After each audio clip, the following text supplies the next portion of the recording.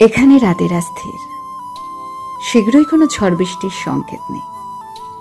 লু হাওয়ার মতো যদি চট করে চলে আসো, কথা দিচ্ছি সাবধানে পাঠিয়ে দেব তোমার মেরুন ওড়না সমেত। নাচিদের কাছ থেকে শিখেছি নির্যাতনের প্রাচীন কৌশল।